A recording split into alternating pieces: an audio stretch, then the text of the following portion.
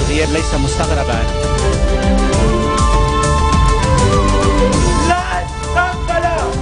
اللي عم بصير 7 أياد بشكل آخر.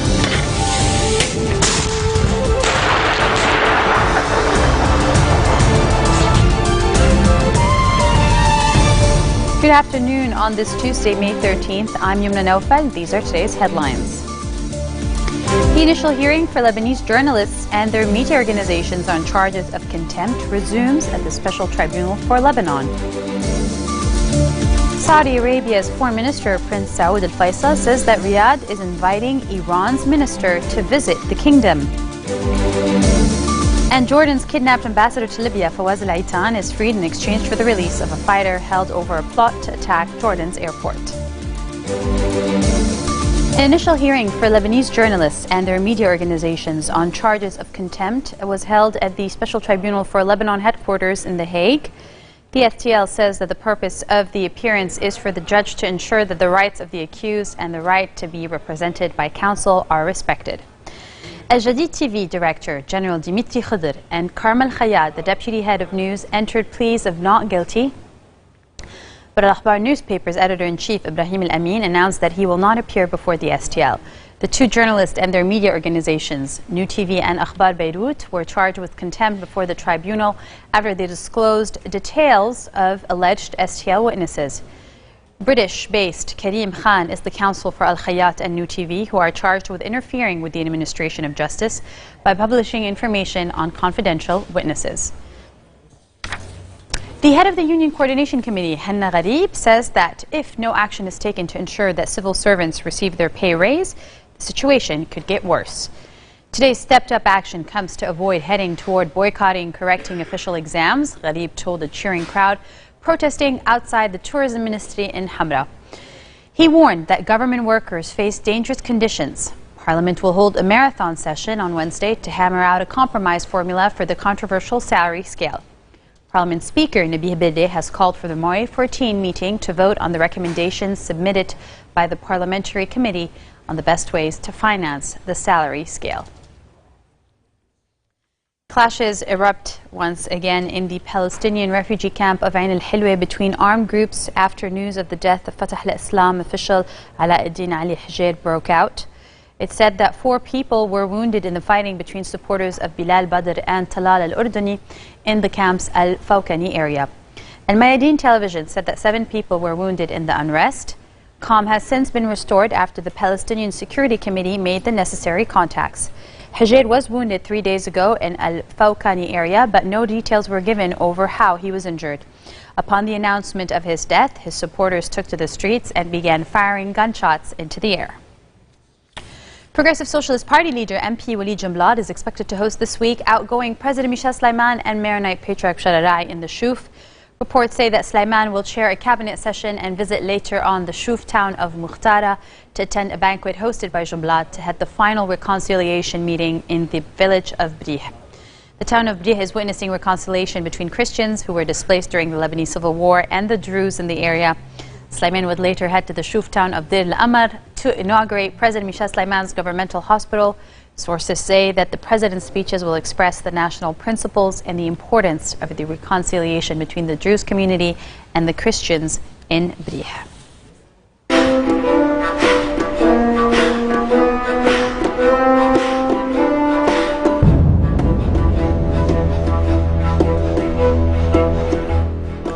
Heavy fighting breaks out between rival jihadist groups in an oil-rich eastern Syrian province bordering Iraq and forcing many residents to flee.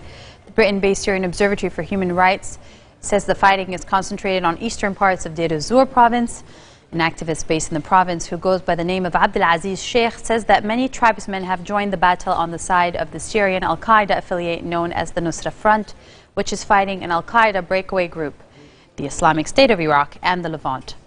According to the observatory in Deir ez-Zor, no side has made major gains since last week's capture of much of the western parts of the province by the Islamic State. Coming up next, the United States starts an aerial search in Nigeria to track down the missing 200 and some girls. Stay with us.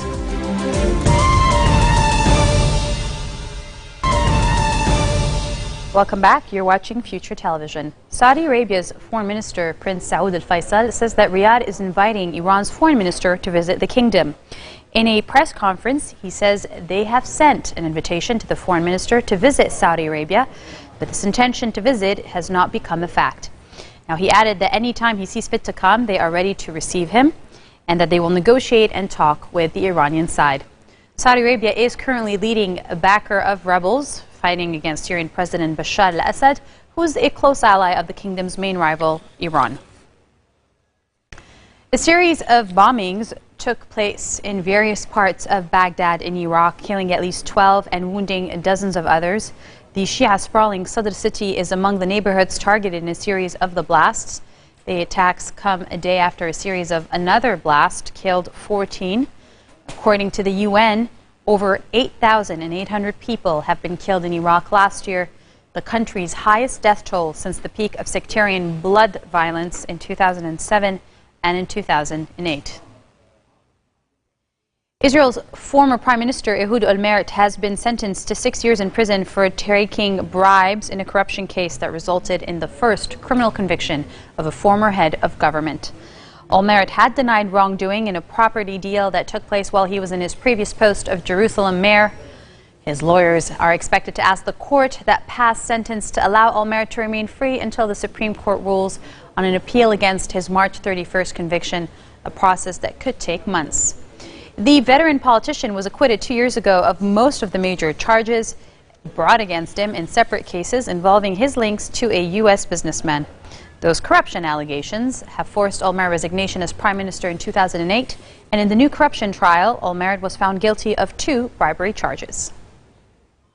Ambassador Fawaz Al-Aitan, Jordan's kidnapped ambassador to Libya, has been freed by his captors in exchange for the release of a fighter held over a plot to attack Jordan's major airport. A plane carrying Aitan touched down at Marka Military in Amman and was greeted by relatives and officials led by Prince Faisal bin Hussein, the brother of King Abdullah II, Khalid al-Khaladi, Jordan's Minister for Parliamentary Affairs. And he said that Mohammed Saeed al-Dirsi was handed over to Libyan authorities in accordance with an agreement with the Libyan side. Aitan was kidnapped in Tripoli last month by gunmen who demand fighter Mohammed Darsi be released from a Jordanian jail in exchange for the diplomat's freedom. Darsi was jailed for life in 2007 for plotting to blow up the main airport in Jordan. UN Secretary of State General Ban Ki-moon is calling for a special tribunal for South Sudan, saying there are grounds to believe that crimes against humanity have been committed since widespread violence began 5 months ago. The UN chief welcomed the ceasefire agreement signed by President Salva Kiir last week with his former Vice President Riek Machar and demanded an immediate end to fighting. He has called for 30 days of tranquility so farmers can plant crops in peace to avoid famine in the world's newest nation. Ban also warned that if the conflict continues, half of South Sudan's 12 million people will either be displaced internally, refugees abroad, starving, or dead by the year's end. Kiir fired Machar last July and accused him of trying to oust him in a coup back in December, which sparked months of ethnic attacks and killings.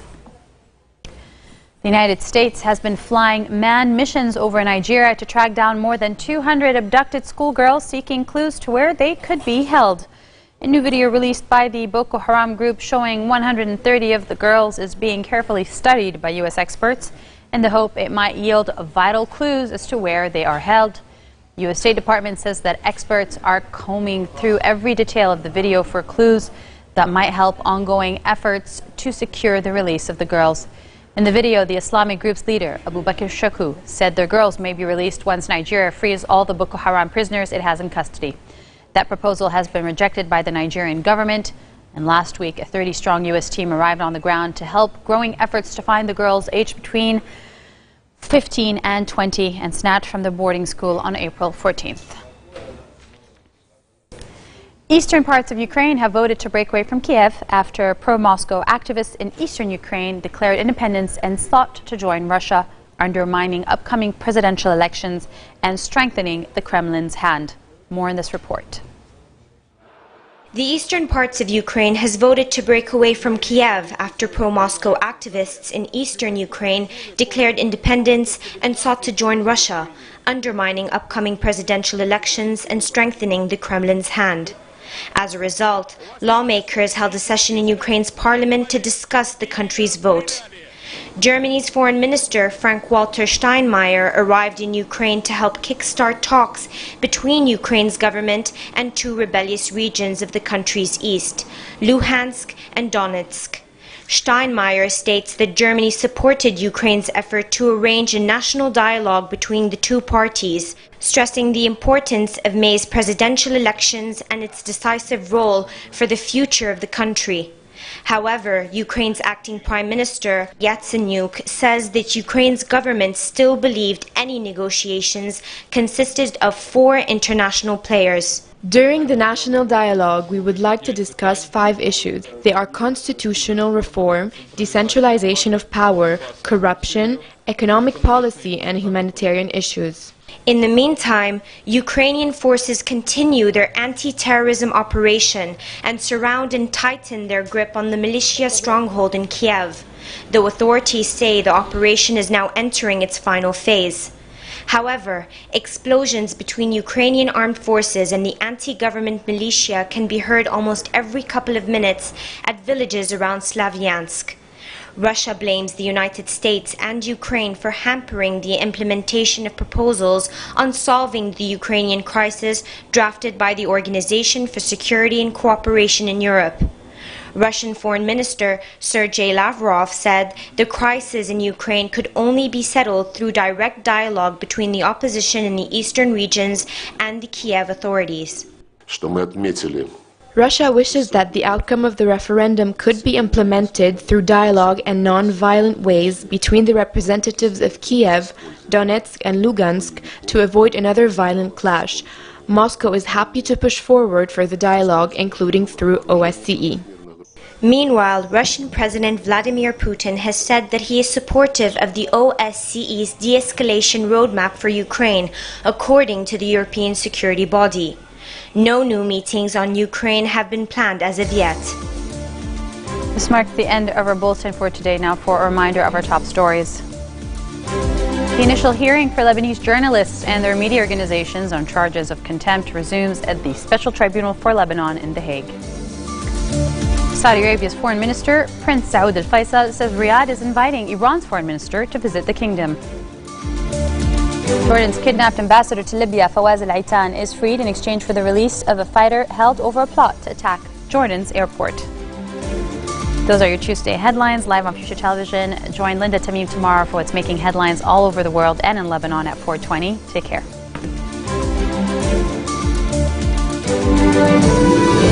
الغياب ليس مستغربا.